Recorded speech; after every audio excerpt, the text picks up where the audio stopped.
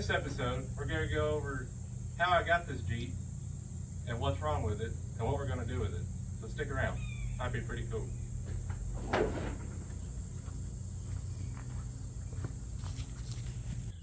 So this is a 1996 Jeep Cherokee. It has a locked up 4-liter in it, but other than that, everything looks to be pretty good. So what we're going to try and do with it is swap a running engine into it. We got it for my fiance. She wanted a Jeep, and this was a really good deal because of the obvious blown up engine.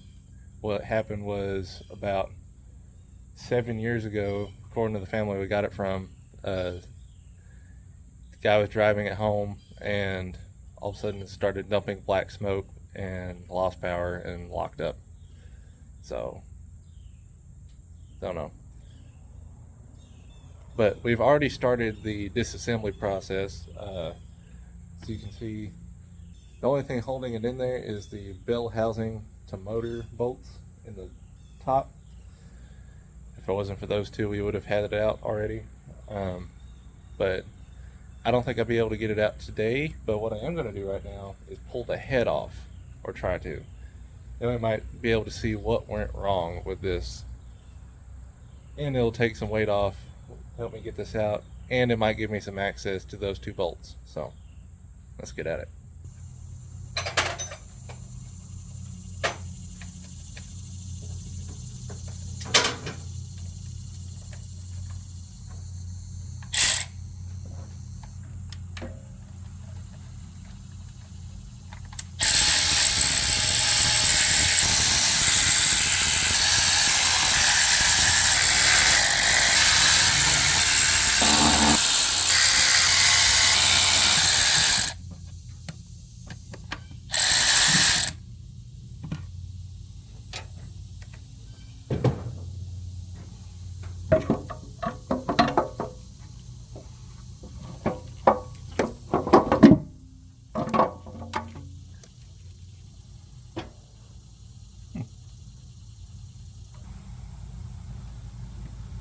Guessing now to pull the head, and then go through and take all these out, and then pull the push rods.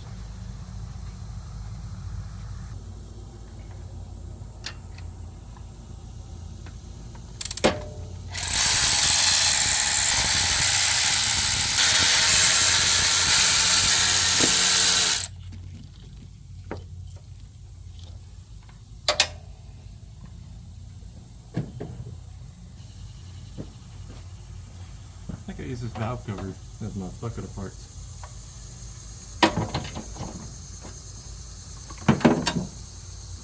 Just toss all these rockers and everything in there.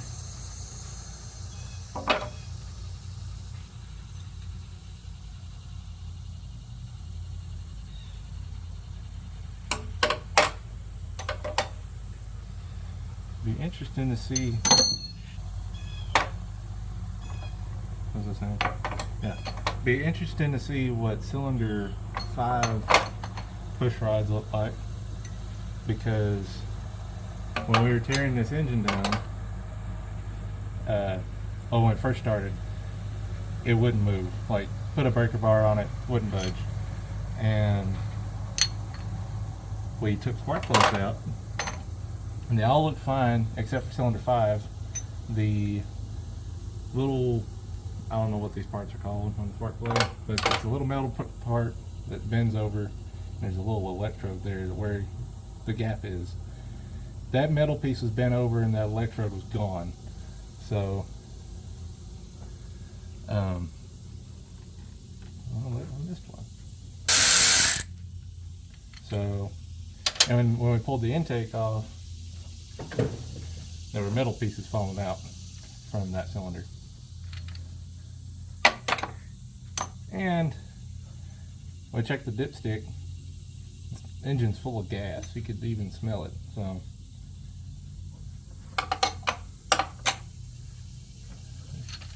see what this one looks like.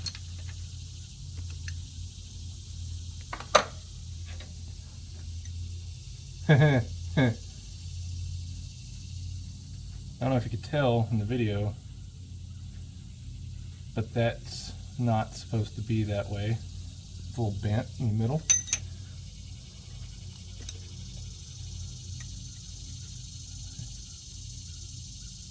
This one's not as bad, but it has a little bit of a bend. This one's really bent. It was on the, it was towards the front. I don't know if that's an intake or exhaust valve. I don't know. I'm gonna put these off the side.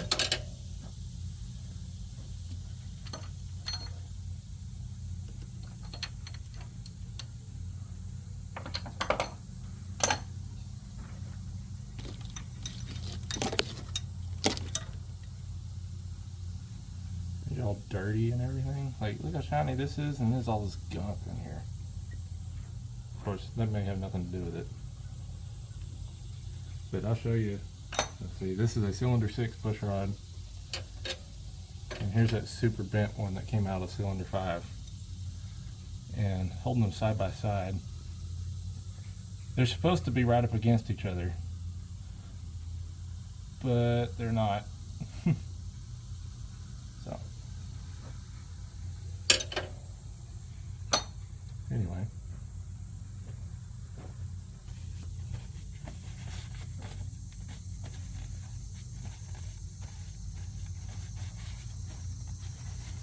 I guess now I need to pull the head.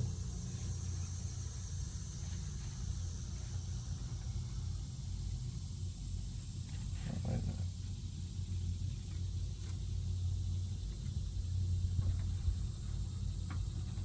Yeah, I'll cover the gasket. Ain't that a cool looking thing?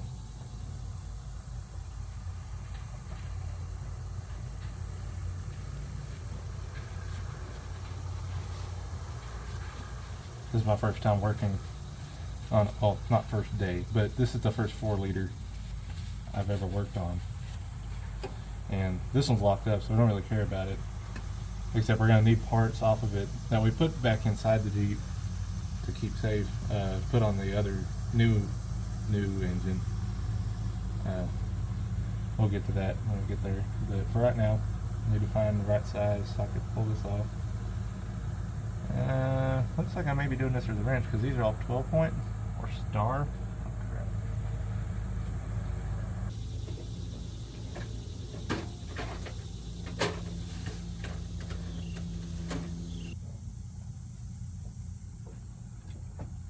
Well, didn't expect to get stopped here, but it looks like I need to go get 12 point deep well sockets. I don't have any. So, we'll stop here, come back. Alright, back from the store. Got my socket that fits.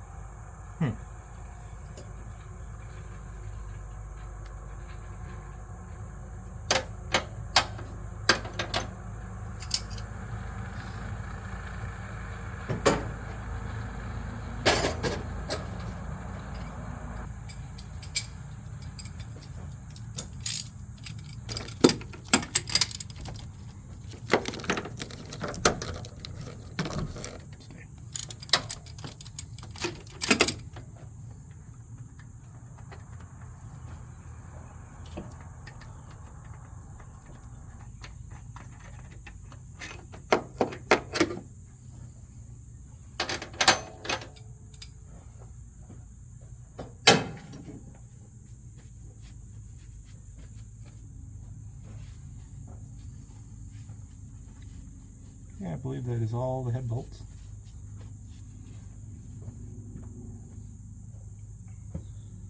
How heavy is this? Probably very.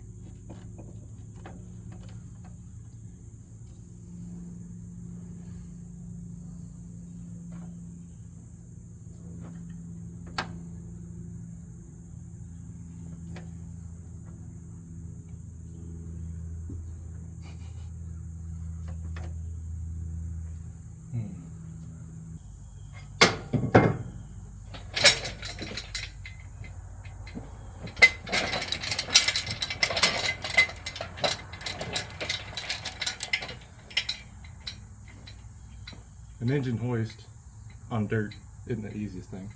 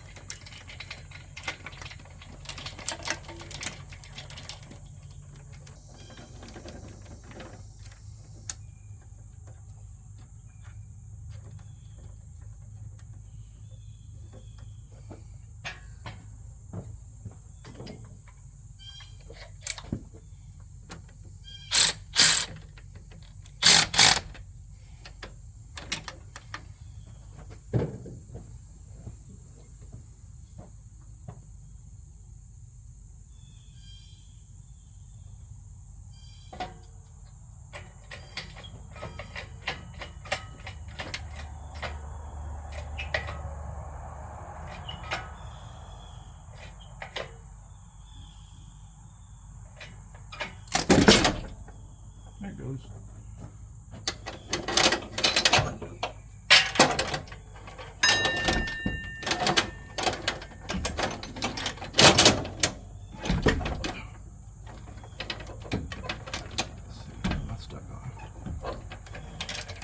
That's stuck there.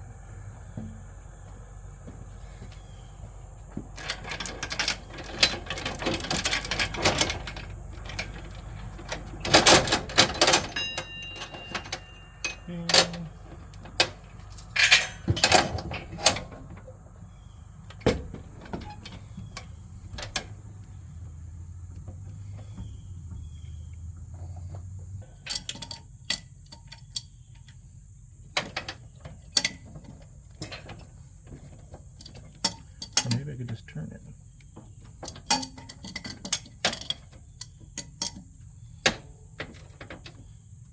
There we go.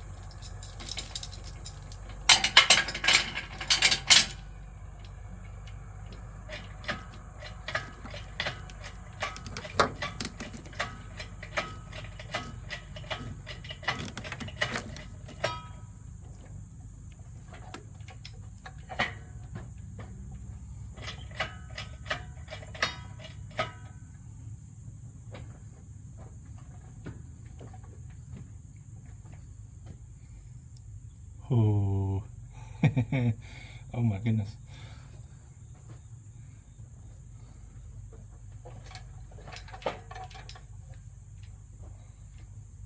Let me get this out of the way and I'll show y'all what it looks like in there.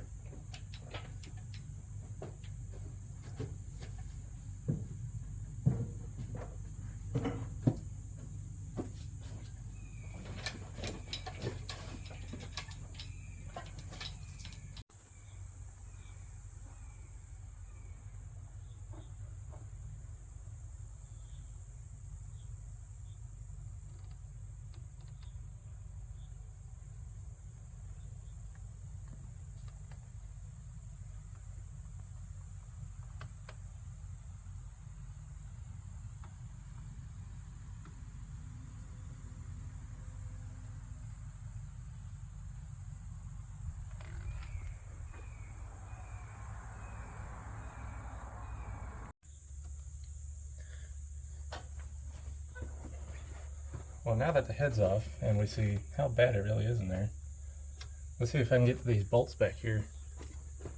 That's the problem I was having before, trying to get it all the way out. Of course, once I get those out, the torque, since the engine won't turn over, I can't get all the bolts out of the torque converter. We'll cross that bridge when we get there.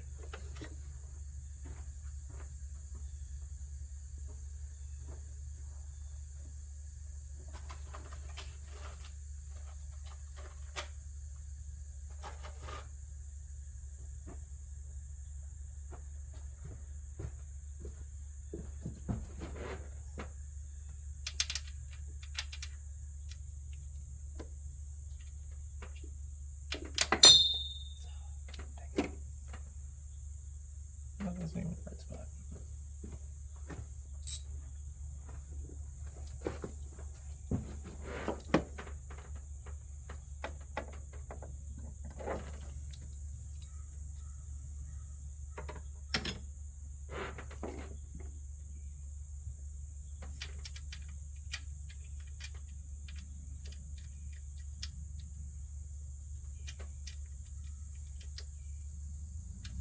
I can get to the bolt, but the socket's not wanting to go on there. When we first started trying to take this engine out, we didn't know that they were star bolts, and we may have chewed up the head on them.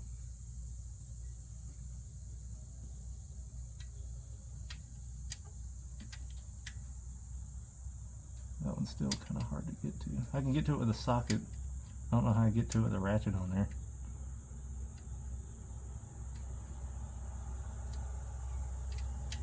It barely grabs. You may not have time to do this today. May have to come back another time and try it.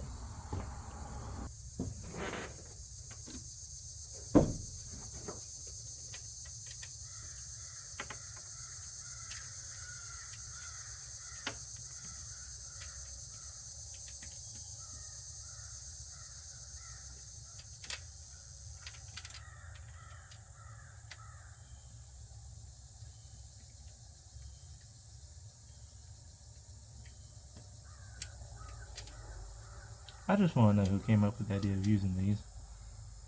The rest of the bolts on the engine arm weren't like this.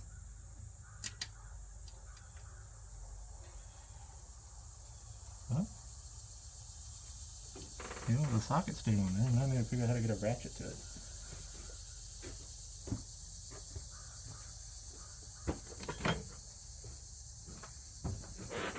I don't know if I'm going to have clearance.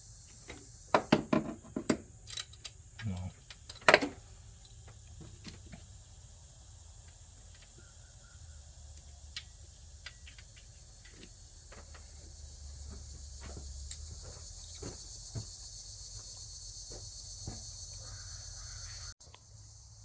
Well, I was at least able to get the head off today, and we see why this engine was locked up. Pretty cool to see. But I'll have to come back another time when I have some more time, as I'm about to have to be somewhere, and maybe have a few extra hands, and we can try and get this thing out. Here's the other engine. So this is a marketplace special from out of a 92 XJ, but who knows what it was in before that, because the guy got it out of a junkyard. You can tell that the Jeep it was in got in a wreck or something. Looks like the axle went into the oil pan. Plan to use the oil pan off of the bad engine, clean it up, put it on this one, and put all the sensors, and I'm going to use the intake and fuel rail off of the current engine and put on here. Kind of merge them together. But that's the plan anyway. So I guess that'll do it for now. We'll come back later.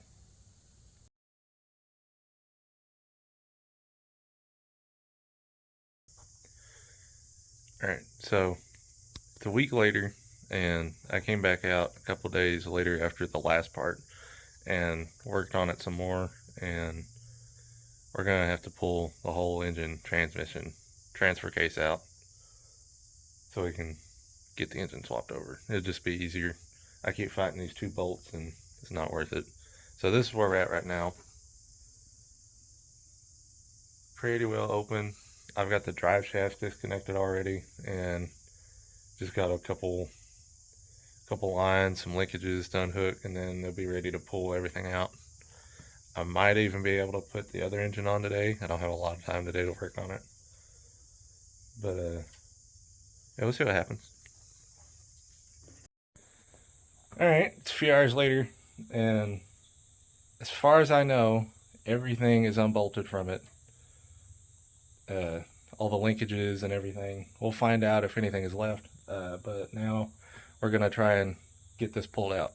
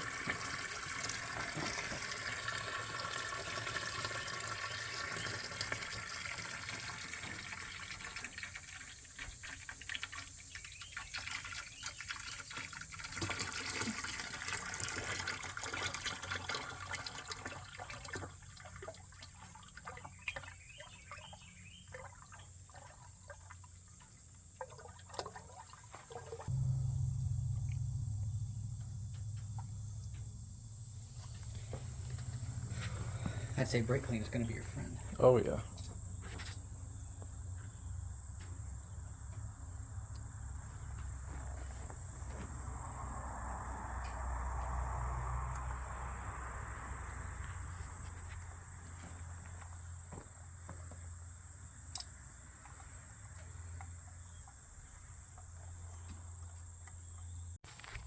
Okay, we got the oil pan off. Ew. Extra bits.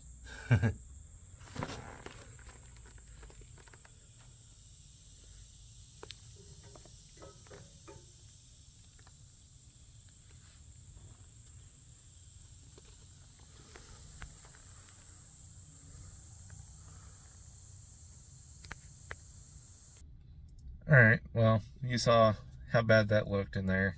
It was not great.